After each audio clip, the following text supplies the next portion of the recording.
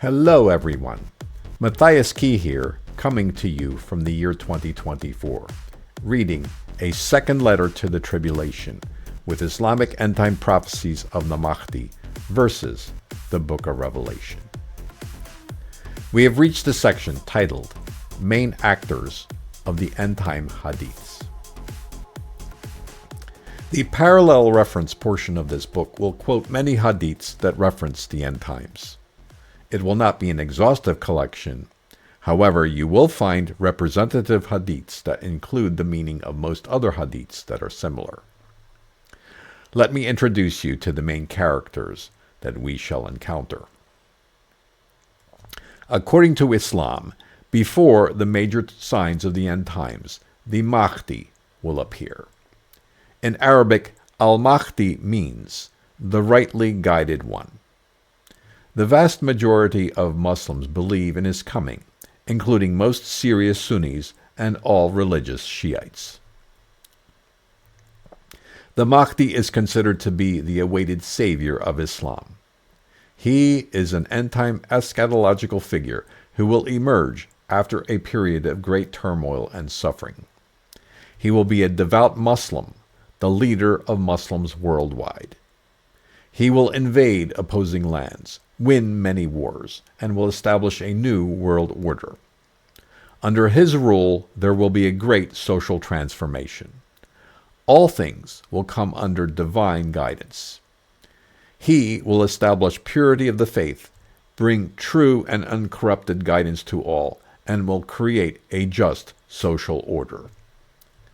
The world will be free from anti-Muslim oppression. This will come as a consequence of the Mahdi compelling the entire world to become Muslim, either by persuasion, by war, or by conquest. The words of Muhammad in the Hadiths prophesy that the Mahdi will make a 7-year treaty with the Romans through a Jew of priestly lineage. Later, he will conquer Israel for Islam and will lead the faithful Muslims in a final slaughter of the Jews and Christians.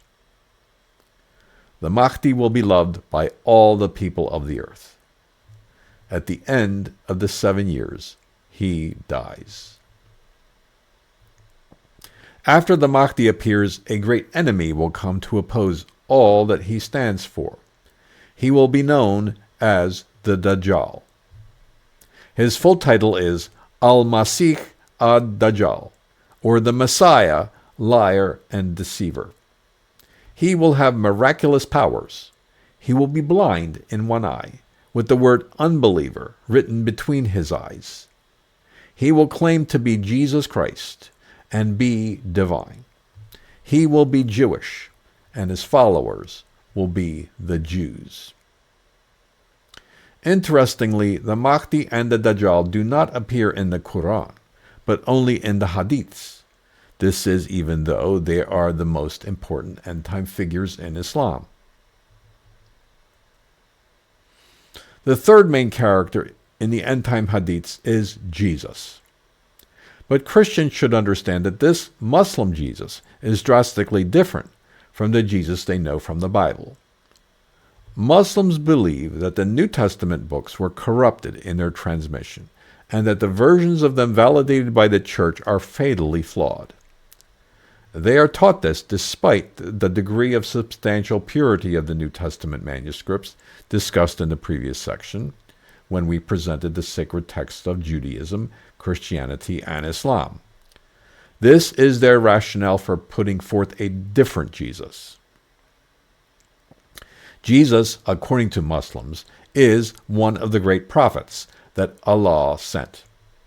He bears the honorific title of Messiah, as he does for Christians. But he is not in any way a savior for the sins of mankind, as Christians expect from the word Messiah. The Quran denies that Jesus was ever crucified, or that he ever experienced death. Instead, Allah miraculously delivered him from death. He later ascended into heaven alive. Since then, he has remained with Allah awaiting to return to earth to finish his ministry and complete his life. The Hadiths that refer to him do not call him by the name Jesus, but rather Isa. Muslims occasionally will refer to Jesus by his English name for Westerners' sake, but the names that the Quran gives him and which most Muslims use is Isa al-Masih, or Jesus the Messiah, Hadrat Isa, Honorable Jesus, or Navi Isa, Prophet Jesus.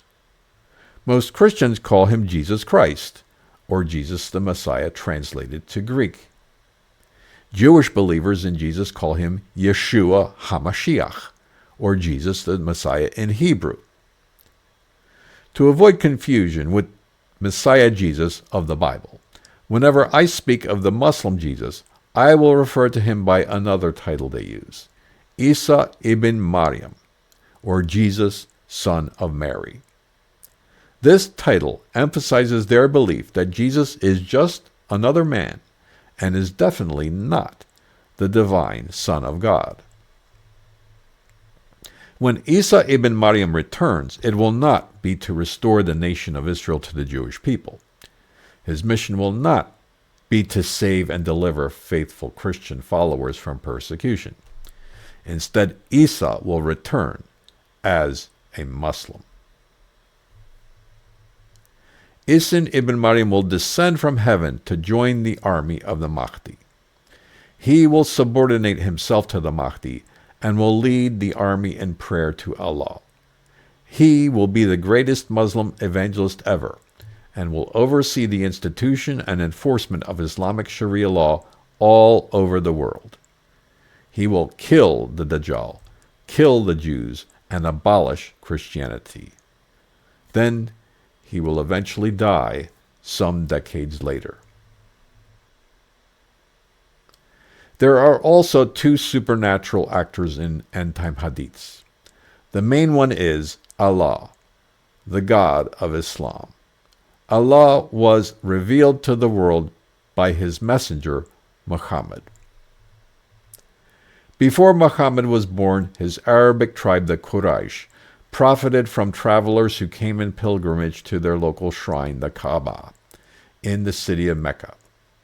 It was a pagan shrine with idols of local gods of all the area tribes. Allah was the name of one of those gods, probably the tribal god of the Quraysh. Muhammad was born in Mecca to that tribe in the year 570. As a young man, his habit was to spend many continuous days in private worship to the God Allah. At the age of 40, he experienced a visitation by an angel, whom he came to believe was the angel Jibreel, the Arabic version of Gabriel. The angel conveyed to him the words of Allah and commanded him to commit them to writing. The angel made many such appearances over the next 23 years. These written revelations became the Quran. Muhammad became regarded as the foremost prophet of Allah. In his lifetime, he founded Islam as a monotheistic religion and violently spread the creed that Allah is to be worshipped to the exclusion of all other gods. He began the conquest of neighboring tribes and countries for Islam. The exciting new religion expanded to an even greater degree after his death. The black stone of the Kaaba became the holiest site of Islam. It is the most desired place of pilgrimage for all Muslims around the world. A pilgrimage to the Kaaba, known as the Hajj, during a Muslim's lifetime earns him or her merit before Allah. In the end-time hadiths, Allah takes direct action frequently. Allah sends and withholds rain. He sends a cold wind that causes death. He takes away Sharia law from the earth, then sends the Mahdi and Isa ibn Maryam to enforce Sharia everywhere through a final Islamic caliphate. He expresses his anger over sexual acts of adultery. Allah specially empowers the armies of the Mahdi to achieve their victories. He prolongs the times for battles and restores the power of Islam by crushing its enemies. Allah causes landslides to swallow his opponents and to punish the grossly immoral. He promises to take care of every Muslim. He commands them to behead their foes.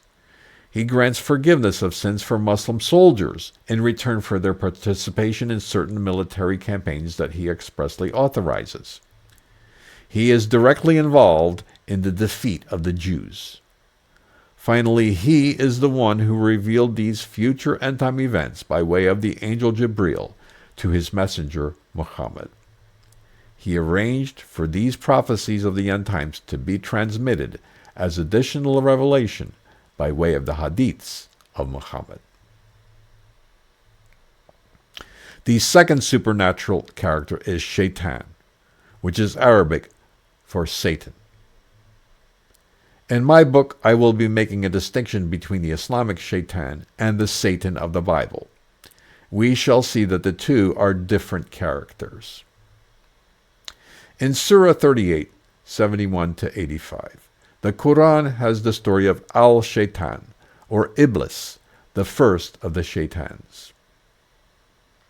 He was a glorious creature made of fire.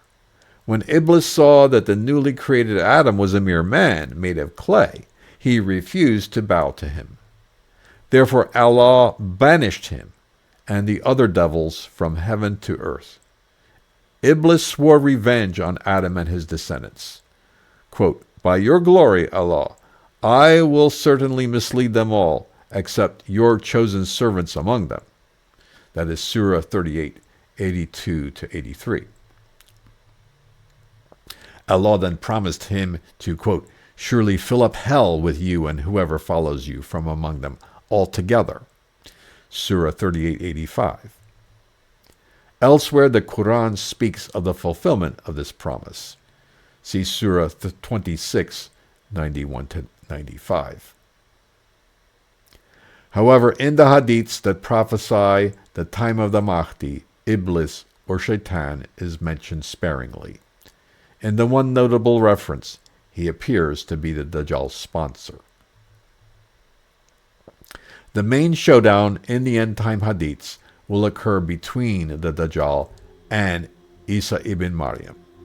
They are leaders of fundamentally conflicting belief systems. In Muslim eyes, the Dajjal is the Antichrist because he opposes the Mahdi, who is their Messiah. In this sense, it can be said that the Dajjal is the Islamic Antichrist.